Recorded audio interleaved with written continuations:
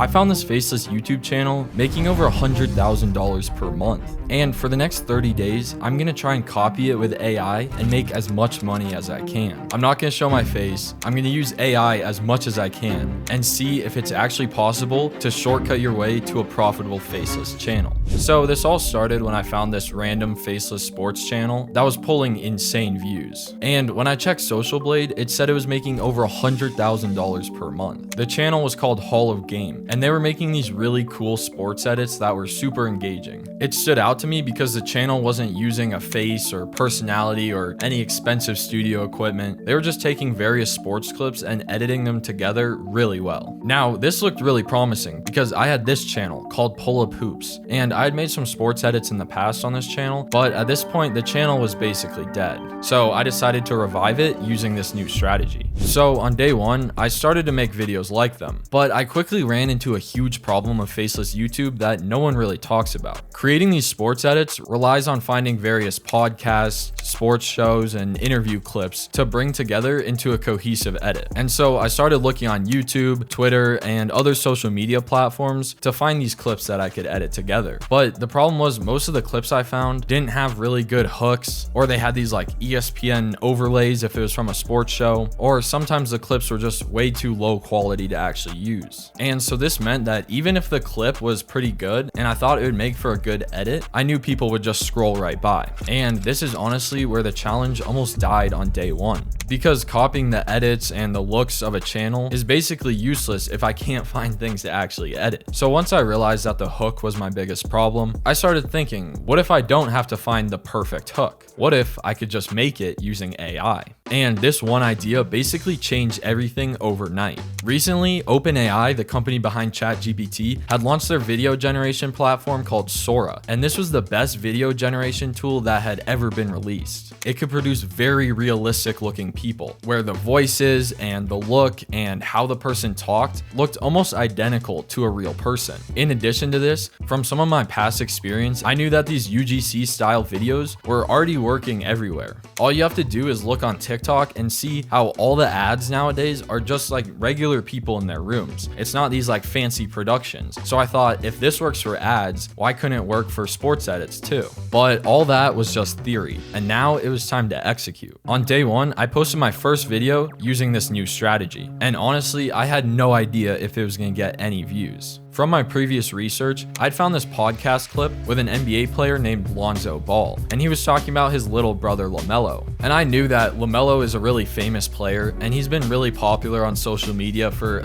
about 10 years at this point, so I knew this was a promising video. The only problem was it didn't have a good hook. So I went to Sora and used it to create a video of a TikToker saying something funny about LaMelo Ball. This hook was really eye-catching, and it also framed the rest of the video really nicely, so I could seamlessly transition into the real podcast interview. After I had generated the hook and downloaded the original video, I edited it all together in the Hall of Game style. I did the cool face tracking effects, I added those really nice captions, and also put B-roll to mask some of the AI footage. And that night, I posted my very first video. By the way, if you want to make viral videos just like this, one of the most important parts is your captions, but usually these captions are super difficult to make, which is why I made a Premiere Pro and After Effects plugin that can make them in just a few clicks. Try it for free, linked in the description. The next morning, I woke up and checked my phone. The video had gotten 147,000 views, which isn't insane or anything, but it was definitely a promising start. It was gaining traction quickly, and after a week, it had passed 1 million views. Today, the video is sitting at about 3 million views,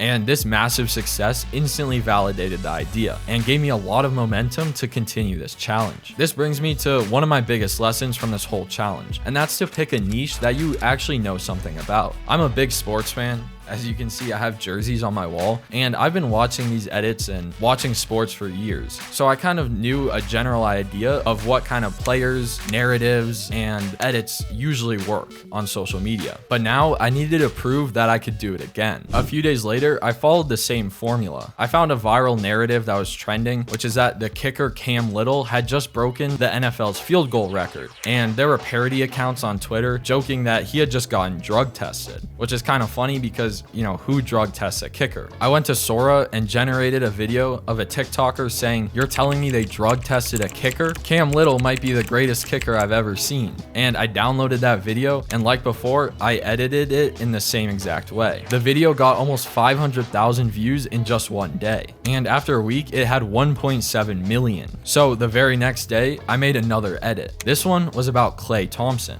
At the time, Klay was playing really bad, and he had just started a relationship with Megan Thee Stallion. So people were joking that Megan Thee Stallion sucked the basketball skills out of Klay. And I obviously thought this was a pretty funny narrative, so I decided to just generate a guy saying that. But instead of just saying it in a normal way, I had him like crying and screaming like this was like the worst thing in the world. And this worked really well because it was very eye-catching. As humans, when we see another human having a really strong emotion like that, we're instantly drawn to it. And so when you're scrolling on social media and you see an extreme emotion, you're usually going to watch that video. In addition, the fact that this was about a famous celebrity relationship made it even more interesting. I didn't have some dude saying like, "Why is Klay Thompson playing so badly?" and like going over the stats. It was purely emotion based, and it worked extremely well. The video got 1.5 million views after just one day, and it has 6.5 million views as of me making this video. I was now 1 week into the challenge, and the results couldn't be any better. But the next day, something insane was about to happen. On day 8, I opened YouTube, and I went to the Hall of Game channel to get inspiration for my next video. I noticed they had just posted a video that day, and when I clicked on it, I saw that they were using the AI generated hooks too. So it had come full circle, and the channel I had started copying was now copying me. For the next few days, I continued my strategy, and it continued working. I posted a Josh Giddey video that got 2.6 million views. Then I posted a Luka Doncic video that got 500,000. And finally, a Drake May video that got 600,000. But at this point, I realized I wasn't just testing a strategy, and I was now in a fierce competition with the original channel. This raised the stakes of the challenge, because if other people were just copying what I was doing, I had to make my videos even better. Advantages like this in content creation don't last long, so when you find them, you have to double down and try to rinse that advantage as much as possible. So I did just that. For the next week, I continued posting, and my videos were getting millions of views. By now, it was day 15, and I was now halfway into the challenge. However, I was about to run into a huge obstacle that I didn't see coming. Christmas break had just started, and I went back to my hometown to hang out with my family and see my friends. Over Christmas and New Year's, I basically didn't post on the channel at all. This was a huge problem because one of the biggest keys to success is your consistency. For 2 weeks, I had been very consistent, uploading almost every day, and I had seen great results. But because of my own laziness and just general things you run into, I now created a big obstacle for myself. After Christmas break was over, the original 30 days had already concluded. I could have stopped the challenge there because I'd already seen some great results. But I thought if I did it one time, why couldn't I do it again? And I decided to continue the challenge. So on day 72, I came back and posted another video. I had no idea if I had completely killed the momentum of the channel, and it was very possible that my next videos wouldn't get any views. As I was researching video ideas, I was trying to think of the best video possible to post to make a comeback. And that's when I'd seen that NBA player Zion Williamson had gone into relationship drama with some OF girl. Now, this was perfect. I knew that this could be a great video idea. So I made another video just like before. I posted that video, and this was the most nervous I'd been throughout the whole challenge. If this video completely flopped, it would not be good for my channel or my self-esteem.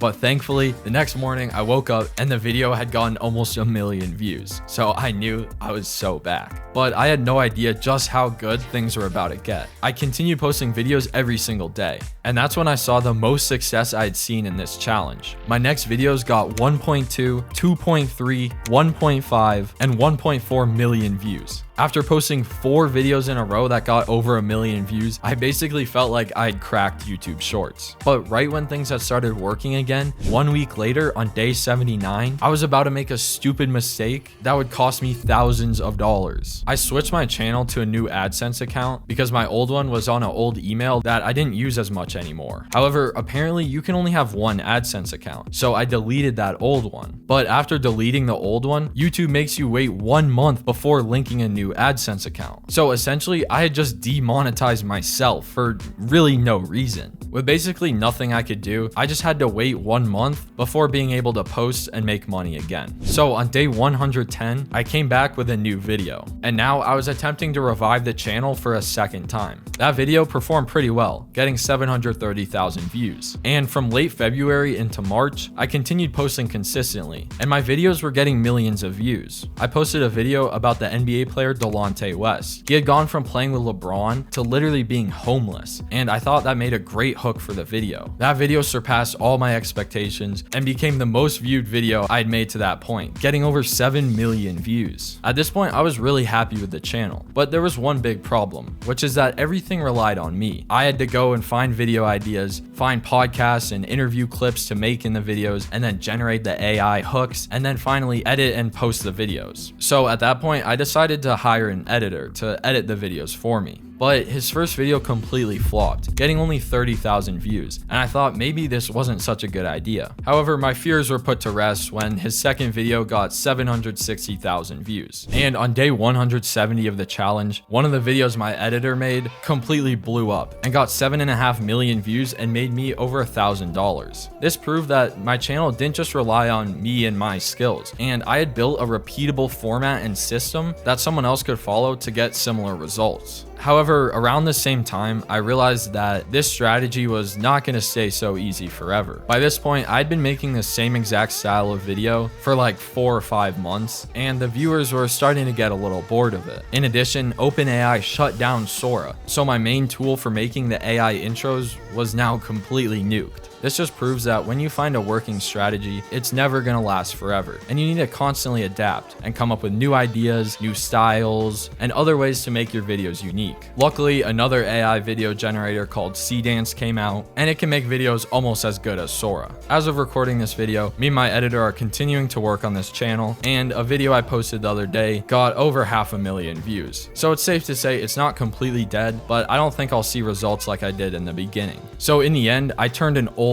dead channel into 65.5 million views and over $7,000, all by copying another channel with AI. You can check out the channel yourself and see that everything I talked about in this video was true and actually worked. If you want to see a live breakdown step by step how I actually edit these videos that get millions of views, click the video on screen, and I'll see you in the next one. Peace.